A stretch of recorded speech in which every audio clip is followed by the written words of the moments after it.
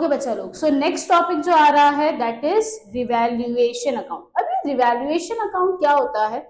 जब पार्टनर्स के ratios change होते हैं तो वो लोग क्या करते हैं, वो लोग एसेट्स को भी रिवैल्यू करते हैं कि 5 साल में जो एसेट हिस्टोरिकल कॉस्ट पे दिखाई गई है उसकी भी तो वैल्यू चेंज हुई होगी। तो जो सैक्रिफाइसिंग पार्टनर है वो बोलता है कि भाई मुझे वो एसेट में जो इंक्रीज डिक्रीज हुआ है उसका भी बेनिफिट प्रोवाइड करो, क्योंकि फ्यूचर में तो रेशियो चेंज हो जाएगा। तो जब फर्म बंद होगी तो उनको नए रेशियो में सब डिवाइड किया जाएगा। तो बोला भी 5 साल का जो भी इंक्रीज डिक्रीज है उसका हिसाब करो और उसका जितना भी रेशियो है वो मेरे को प्रोवाइड करो। तो ये रिवैल्यूएशन अकाउंट में किस तरह से जाना है, देखो एसेट अगर इंक्रीज हो रही है तो क्रेडिट, लायबिलिटी डिक्रीज हो रही है तो डेबिट।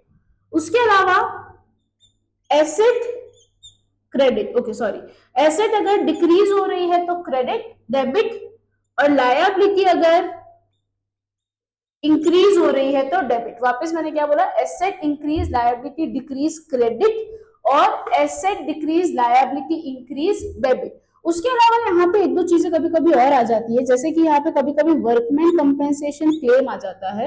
वो कब आता है, मैंने तुमको एक केस बताया था कि तुम्हारा जो रिजर्व, तुम्हारा जो क्लेम है वो रिजर्व से क्या है, ज्यादा है। मतलब हम लोगों का 1 लाख का क्लेम है पर रिजर्व कितने का है, सिर्फ 80,000 का है। तो याद रखना जब तुम्हारा क्लेम तुम्हारे रिजर्व से ज्यादा है तब यहाँ पे WCC आता है। और यहाँ पे कभी कभी इन्वेस्टमेंट्स आते हैं।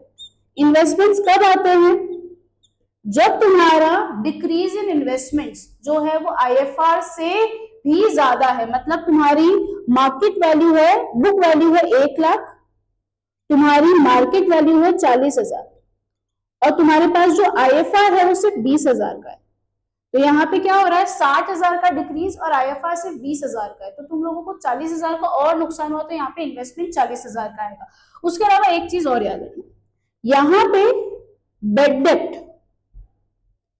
पूरा आता है अगर हमारे पास BDR नहीं है। पर अगर BDR है तो हम लोगों को बेड डेप्ट कितना लिखना है, बेड डेप्ट माइनस BDR। जैसे कि सपोज 5,000 का बेड डेप्ट हुआ, BDR 2,000 का है, तो यहाँ पे हमको बेड डेप्ट सिर्फ कितना लिखना है, 3,000 लिखना है। पर अगर सपोज BDR ज्यादा है तो हम लोगों को बेड डेप्ट लिखना ही नहीं है, क्योंकि अगर कोई ऐसा लॉस हो रहा है जिसका ऑलरेडी रिजर्व क्रिएटेड है तो उसको हम लोग कभी भी रिवैल्यूएशन में नहीं लिखते। जैसे कि क्लेम, वर्कमैन कंपेंसेशन क्लेम 50,000 का है और सामने रिजर्व 70,000 का खड़ा है, हमारे पास रिजर्व है ना उस क्लेम के लिए, तो उसको यहाँ पे नहीं दिखाना है। यहाँ पे ये आइटम सिर्फ तभी दिखाए जाते हैं कि जब उनके रिजर्व क्या हो जाते हैं, उसके क्लेम से क्या हो जाते हैं, कम हो जाते हैं, तब हम लोगों को यहाँ पे ये सारी चीजें दिखानी पड़ती है, वरना हम लोगों को ये सब चीजें यहाँ पे नहीं दिखानी है। ओके, हम लोग एक बार स्टार्ट करते हैं, थोड़े एडजस्टमेंट्स को थ्रू समझते हैं कि क्या होता है रिवैल्यूएशन अकाउंट। जैसे कि हम लोगों को क्वेश्चन में बैलेंस शीट दी जाएगी, मैंने वही बैलेंस शीट की वैल्यू ब्रैकेट्स में लिख दी है। बोला है value of machine reduce by, एक तो है ना बाय और टू, ये 2-3 वर्ड्स पे थोड़ा फोकस करना। बाय का मतलब होता है 1 लाख का 10% गिरा, गिरा गिरा मतलब किस साइड आएगा, डेबिट साइड आएगा। यहाँ पे हम लिखेंगे टू मशीन, 1 लाख का 10% गिरा मतलब मशीन की वैल्यू कितने से कम हुई, 10,000। यहाँ पे सिर्फ इंक्रीज डिक्रीज हमें लिखना है। Okay next, value of land appreciated to मतलब यहाँ तक पहुंच गई, मतलब 90,000 की थी और 1,20 पे पहुंच गई, तो हमारी लैंड कितने से बढ़ गई, 30,000 से हमारी लैंड इंक्रीज हो गई।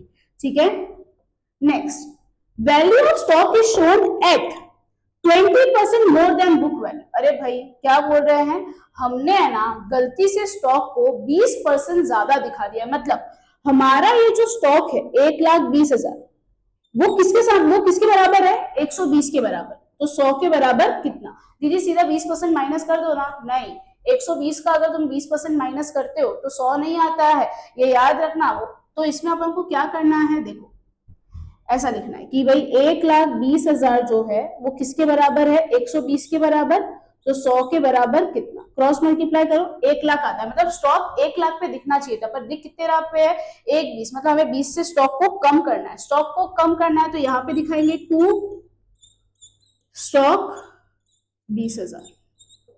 Okay, creditor of 5,000 waived off, मतलब भाई क्रेडिटर बोला मुझे 5,000 रुपए नहीं चाहिए, तो लायबिलिटी कम हो गई, तो यहाँ पे बाय क्रेडिटर्स 5,000। फिर बेड डेप्ट हुआ 5,000 का, पर हमारे पास बीडीआर है। मैंने क्या बताया था, अगर किसी चीज का रिजर्व होता है, भाई 5,000 का लॉस हुआ, उसमें से 2,000 का रिजर्व है, तो एक्चुअल में हमें लॉस कितने का हुआ सिर्फ, तो यहाँ पे लिखेंगे बेड डेप्ट 5,000 माइनस 2,000, दैट इज 3,000। इस तरह से हम लोगों का पूरा स्टेटमेंट बनेगा। ठीक है, अब इसमें क्या करना होगा हम लोगों को, यहाँ पे 35 का फायदा हो रहा है, 33 का नुकसान हो रहा है, 2,000 का हमारा क्या बचा, revaluation profit, to revaluation profit. Suppose दो पार्टनर है ए और बी, उनका इक्वल रेशियो है, तो दोनों को 1,000 रुपए मिल जाएंगे। इस तरह से हमारा रिवैल्यूएशन अकाउंट बनता है। ओके, एक दो एडजस्टमेंट अगर मैं और लेना चाहूँ, सपोज इसके अंदर ऐसा बोला होता, वर्कमैन कंपेंसेशन क्लेम जो है वो 5,000 का है, और वर्कमैन कंपेंसेशन रिजर्व जो है वो 2,000 का है। अब यहाँ पे क्या हुआ, मेरे को क्लेम आया 5,000 का, पर मेरे पास रिजर्व कितने का है, सिर्फ 2,000 का, मुझे 3,000 का एक्स्ट्रा नुकसान हो रहा है, तो यहाँ पे मैं लिखूंगी टू वर्कमैन कंपेंसेशन क्लेम। कितने का क्लेम हम लोगों का, 3,000 का नुकसान हो रहा है, तो यहाँ पे आ जाएगा 3,000। एक पार्ट और देखते हैं, जैसे इन्वेस्टमेंट्स है,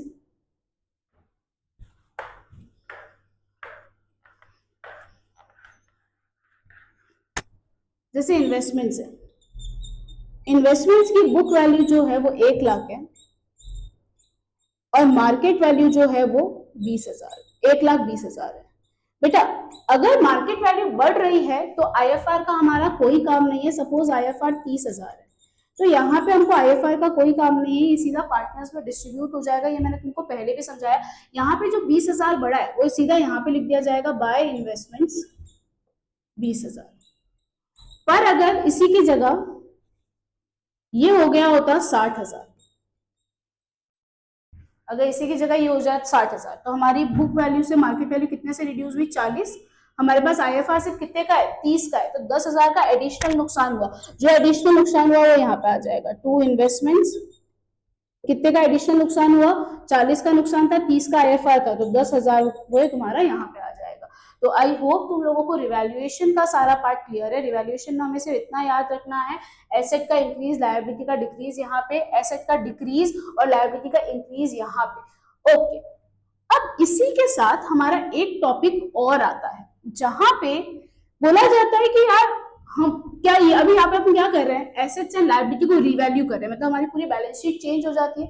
पर कुछ पार्टनर्स ऐसा बोलते हैं यार हमको बैलेंस शीट को चेंज नहीं करना, बैलेंस शीट को वैसी की वैसी रखना है। तो पर जो फायदा नुकसान है वो सैक्रिफाइसिंग पार्टनर तो बोलेगा ना यार कि मुझे तो चाहिए, तो वो लोग क्या डिसाइड करते हैं कि हम नेट इफेक्ट दे देते हैं, मतलब बाहर बाहर हम लोग खुद एडजस्ट कर लेते हैं बिना वैल्यूज चेंज किए, और तुझे जितना भी शेयर मिलता है उस इंक्रीज डिक्रीज का वो तेरे को दे देते हैं। इसका मतलब सपोज हम लोगों को क्वेश्चन इस तरह से दिया है कि लैंड एंड बिल्डिंग जो है उसकी 30,000 पुरानी वैल्यू है और रिवाइज्ड वैल्यू जो है वो 40,000 है। क्रेडिटर्स जो है उसकी पहले वैल्यू 40,000 थी, अब वैल्यू 50,000 है। ओके, उसके बाद सपोज स्टॉक है, स्टॉक की पहली वैल्यू 45,000 थी, अब 50,000 है। फिर नीचे एक्स्ट्रा में ये सब दिया हुआ है, जनरल रिजर्व दिया हुआ है 1,00,000 का, profit and loss credit balance दिया हुआ है 90,000 का, एडवर्टीजमेंट सस्पेंस दिया हुआ है 50,000 का। ठीक है, और हम लोगों का ओल्ड रेशियो जो दिया है वो दिया है 1:1:1, और न्यू रेशियो दिया है 3:2:1। हमें बोला है कि हमें बैलेंस शीट को चेंज किए बिना इसका इफेक्ट देना है, मतलब जितना इंक्रीज डिक्रीज हो रहा है उसका हम लोगों को सैक्रिफाइसिंग को शेयर देना है। मतलब हमें रिवैल्यूएशन अकाउंट नहीं बनाना, क्योंकि रिवैल्यूएशन बनाएंगे तो बैलेंस शीट चेंज हो जाएगी।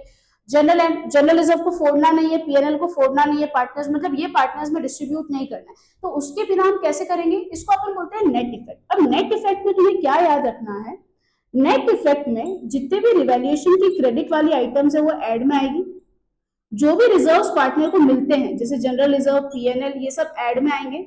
लेस में क्या आएगा, जो भी रिवैल्यूएशन की डेबिट वाली चीजें हैं और जो भी हम पार्टनर से लेते हैं, जो फिक्टिशियस एसेट्स होती है, एडवर्टीजमेंट सस्पेंस, पीएनएल का डेबिट, ये सब लेस में आएगी। तो हम लोगों को यहाँ पे इसी का ध्यान रखते हुए चीजें करनी है। चलो हम नेट इफेक्ट पे जा रहे हैं। सबसे पहले ऐड में क्या लेना है, देखो लैंड एंड बिल्डिंग बड़ी बड़ी मतलब हमको फायदा हुआ तो वो हम लोगों को ऐड में लेना है 10,000।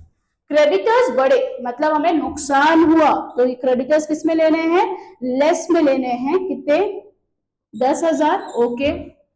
स्टॉक बड़ा, एसेट बड़ी, हमें फायदा हुआ तो हमें ऐड में लेना है। ओके। जनरल रिजर्व पीएनएल ये दोनों पार्टनर को मिलता है तो ये सब ऐड में जाएगा। पीएनएल 90, जनरल रिजर्व 1,00,000 और एडवर्टीजमेंट सस्पेंस पार्टनर से लिया जाता है तो वो लेस में जाएगा। तो नेट हमें पार्टनर को कितना देना है वो देखो, 1,00,000, 2,00,000, 2,00,000, 5, 2,00,000 में से 60 गया तो 2,45,000 हमें पार्टनर को देना है। अब ये 2,45,000 को हमें क्या एंट्री पास करनी है, ये 2,45,000 हमारा आ गया। अब इसकी एंट्री हमें पास करनी है gaining partner to sacrificing partner. जैसे कि यहाँ पे हमारा ओल्ड और न्यू रेशियो दिया है, अगर तुम यहाँ पे सैक्रिफाइसिंग रेशियो निकालोगे तो ए जो है वो 1/3 गेन करेगा, सॉरी 1/6 गेन करेगा और सी जो है वो 1/6 सैक्रिफाइस करेगा। वापस बता रही हूँ, इसका वही ओल्ड माइनस न्यू से तुम लोगों को निकालना है। अगर तुम निकालोगे तो 1/6 ये गेन करेगा और ये 1/6 सैक्रिफाइस करेगा। एक बार ये वापस देख लेते हैं, ये 2,00,000 सॉरी यहाँ पे आएगा 1,45,000। ओके चलो आगे बढ़ते हैं। गेनिंग टू सैक्रिफाइसिंग, हाँ गेनिंग टू सैक्रिफाइसिंग में क्या लेंगे, जैसे हम लोगों का यहाँ पे 1,45,000 का शेयर है, उसका 1/6 हम लोगों का सैक्रिफाइस होगा और यही 1,45,000 का 1/6 हमारा गेन होगा। करो इसको डिवाइड, 24,167 ये हम लोगों की एंट्री जाएगी। तो एक बार वापस देख लो, अपन को क्या करना है, नेट इफेक्ट लेना है। नेट इफेक्ट अपन ना आया 1,45,000, 1,45,000 को हमको क्या करना है, रेशियो में डिवाइड करना है, that is gaining to sacrificing. Gaining हमारा कितना है 1/6, सैक्रिफाइसिंग कितना है 1/6। तो हम लोगों को 1,45,000 का 1/6 इसको देना है, 1,45,000 का 1/6 इससे लेना है और इसको देना है। इसको बोला जाता है नेट इफेक्ट। क्या बोला जाता है, नेट इफेक्ट। ओके तो यहाँ पे अपना ये चैप्टर खत्म हुआ, जहां पे हमने स्टार्टिंग से क्या देखा, सबसे पहले हमने सैक्रिफाइसिंग रेशियो निकालने देखा, ओल्ड माइनस न्यू। अगर सैक्रिफाइसिंग रेशियो में नेगेटिव आता है तो वो गेन होता है। उसके बाद हमने रिजर्व्स डिस्ट्रीब्यूशन देखा कि जनरल रिजर्व्स को कैसे डिस्ट्रीब्यूट किया जाता है, जनरल रिजर्व पीएनएल को, general reserve to partners capital, fictitious asset किस तरह से पार्टनर से ली जाती है, क्या एंट्री होती है उसकी, partners capital to fictitious asset या फिर गुडविल या एडवर्टाइजमेंट सस्पेंस, ये सब क्रेडिट होते हैं, पार्टनर का कैपिटल डेबिट होता है।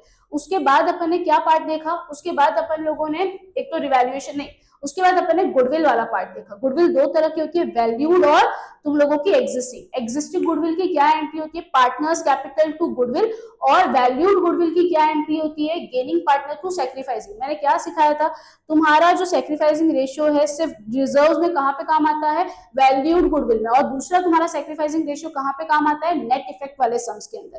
ठीक है, उसके बाद अपन ने रिवैल्यूएशन देखा। रिवैल्यूएशन का डेबिट साइड होता है, क्रेडिट साइड होता है। क्रेडिट साइड मतलब हमको फायदा हो रहा है, डेबिट साइड मतलब हमको नुकसान हो रहा है। उसके बाद लास्ट पार्ट अपन ने नेट इफेक्ट वाला देखा, जहां पे हम लोगों को रिवैल्यूएशन अकाउंट नहीं बनाना, बस फायदों को ऐड करना है, नुकसान को लेस करके एक नेट अमाउंट निकालनी है। उस नेट अमाउंट को सैक्रिफाइसिंग रेशियो और गेनिंग रेशियो में क्या करना है, डिस्ट्रीब्यूट करना है। गेनिंग वाले से लेंगे, सैक्रिफाइस वाले को देंगे। ओके तो यहाँ पे ये चैप्टर खत्म हुआ।